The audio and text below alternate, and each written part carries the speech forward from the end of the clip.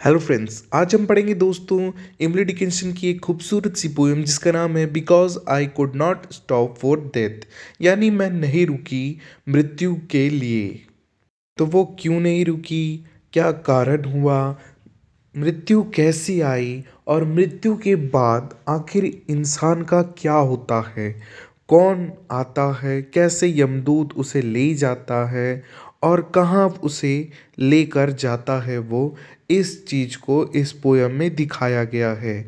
इस पोयम को उन्होंने 1863 में लिखा था। इसमें 24 लाइनें होंगी जिसे 6 क्वाड्रेंट में बांटा गया है और इस क्वाड्रेंट्स को हम लाइन बाय लाइन पढ़ेंगे और इसका मीनिंग जानने की कोशिश करेंगे।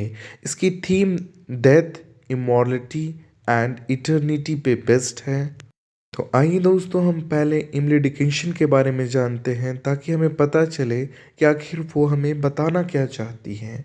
तो इमली डिकिंसन का जन्म हुआ था 10 दिसंबर 1830 में और इनकी मृत्यु हुई थी 15 मई 1886 में। यह एक अमेरिकन पोइट थी। इन्होंने पोएम्स में हमेशा डील किया डेथ और इमॉर्टलिटी को लेकर के।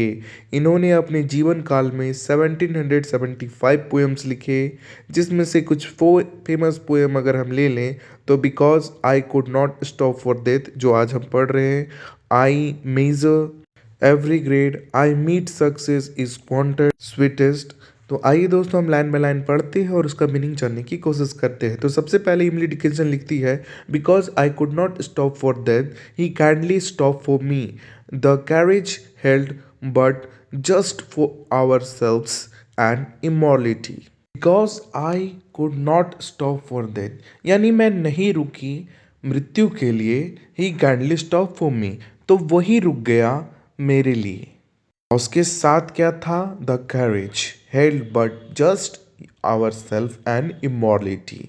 यानी उसके जो कैरेज उसका साथ जो था, यानी कि जो बग्गी थी उसके पास, उसमें सिर्फ और सिर्फ मेरे लिए और इमॉर्टलिटी के लिए जगह थी और वहाँ पे कोई नहीं आ सकता था।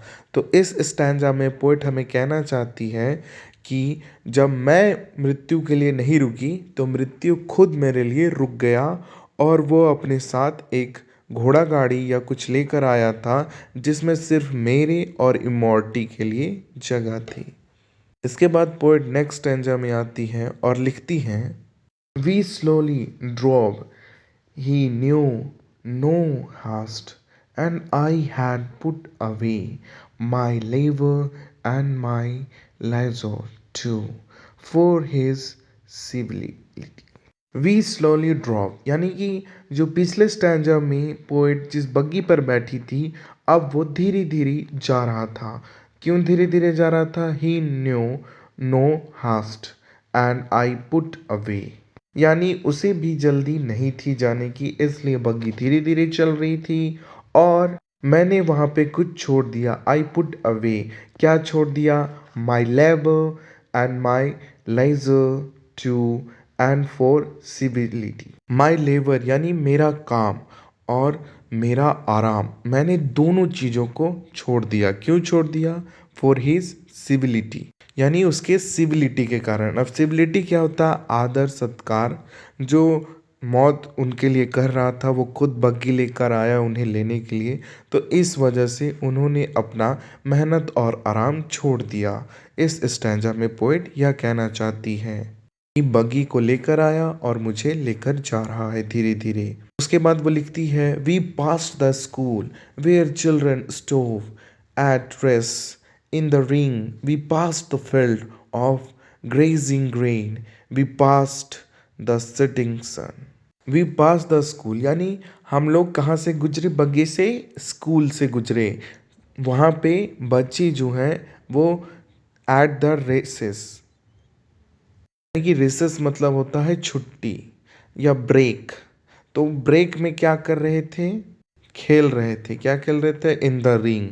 और उसके बाद we pass the field of grazing grey. उसके बाद पोएट कहाँ से पास की, तो एक फील्ड से जहाँ पे ग्रेन्स लगे हुए थे, जैसा कि आप फोटो में देख रहे हैं। और वो कहती है कि वो हमें ग्रेजिंग कर रहे थे यानी घूर रहे थे। उसके बाद we passed the setting sun. We passed, उसके बाद वो कहाँ से पास की, तो सन से, जो कि सिटिंग कर रहा था यानी डूब रहा था। यहाँ पे इस स्टैंजा में पोएट बता रही है कि उन्होंने किस बग्गी से किस किस चीज़ों को क्रॉस किया। पहले उन्होंने स्कूल में बच्चों को क्रॉस किया, फिर एक फील्ड को क्रॉस किया और उसके बाद डूबते हुए सूरज को क्रॉस किया। इसके बाद नेक्स्ट स्टैंजा में पोएट लिखते हैं, और rather he passed us the dew covering until for only gossamer my gone my tippet only told, और rather he passed us। यानी कि यहाँ पे पोइट कंफ्यूजन में है कि हम सूरज के पास से गुजरे या सूरज हमारे पास से गुजरा। इसके बाद वो कहती है the dew drew conquering and chill, और जब हमारे सामने से सूरज गुजरा उसके बाद जो ओस की बूंद, ड्रियो मतलब होता है ओस की बूंद, वो धीरे से आई और हिलने लगी मानो उसे ठंड लग रही हो। For only gossamer my gown. Poet ओस के बारे में इसलिए ऐसा सोच रही है क्योंकि उन्हें भी ठंड लग रही है और उन्होंने जो गॉन पहना है वो काफ़ी पतला है। माई टिपेड ओनली टूले, यानी कि मेरा जो ऊपर टिप में जो था मेरे पास, यानी कि स्कार्प जो होगा उनके पास, वो भी काफ़ी पतला था और इस वजह से उन्हें ठंड लग रही थी। तो यहाँ पे पोएट ने हमें मौसम के बारे में बताया।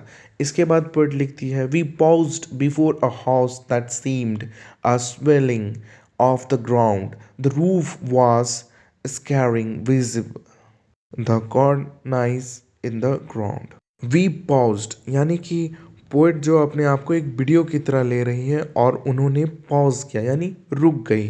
तो रुक गई कहाँ पे, तो वो वहाँ पे रुकी जहाँ पे घर था, और उस घर को जब वो देखती हैं तो वो देखती है कि उसका जो ग्राउंड है यानी धरती जो है वो स्वेलिंग की हुई है। स्वेलिंग जैसे हमारे शरीर में स्वेलिंग हो जाता है तो फूल जाता है, उसी तरह ज़मीन जो है हल्की सी फूली हुई होगी।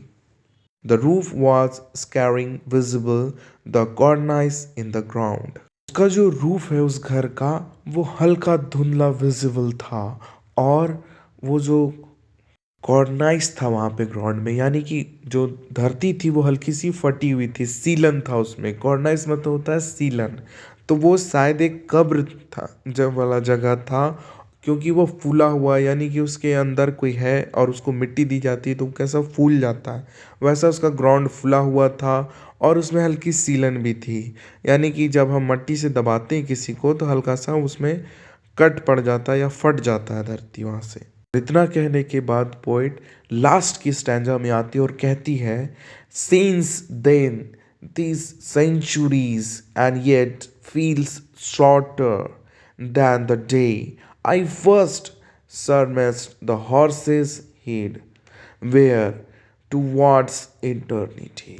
अब पोएट बग्गी से उतरी, वहाँ रुकी और फिर वो कहती है कि सिंस देन ट्रीज सेंचुरीज, यानी कि उस दिन जिस दिन के बारे में आपको बता रही थी उससे अभी तक सेंचुरीज बीत चुकी हैं, और ऐसा लगता है कि अभी कल ही की तो बात थी। Feels shorter than the day, यानी कि एक दिन भी नहीं गुजरा ऐसा लगता है, पर मैं जो आपको बातें बता रही थी, मुझे डेथ लेने आया था, वो सदियों पुरानी है यानी सेंचुरीज पुरानी है। I first surmised the horses heads with towards eternity, और उस दिन मैंने देखा कि जो घोड़ों की जो गर्दनें थी यानी हेड जो थे वो किधर मुड़ी हुई थी, इटर्निटी की तरफ मुड़ी हुई थी, और वो लोग मुझे वहीं पर ले जा रहे थे। यहाँ पे पोयम ख़त्म होती है। पोयम में दोस्तों यह बताया गया है कि किस तरह डेथ के बाद इटर्निटी का सफ़र शुरू होता है। यहाँ पे पर्सोनिफाई किया गया है कि डेथ के बाद आखिर होता क्या है। ऐसे वो एक बग्गी लेकर आता है और उसके बाद सारी लाइफ की जो चीज़ें हैं, जैसे वो स्कूल गई, बढ़ी, ये सब कैसे सामने से गुजरता है जब मौत आ जाती है। आपको मेरी एक्सप्लेनेशन कैसी लगी हमें कमेंट सेक्शन में बताएं। आपने मुझे पूरा सुना इसके लिए धन्यवाद। लाइक करें, शेयर करें, सब्सक्राइब करें। मैं आपसे मिलूंगा नेक्स्ट स्टोरी में, तब तक के लिए बाय बाय, जय हिंद दोस्तों।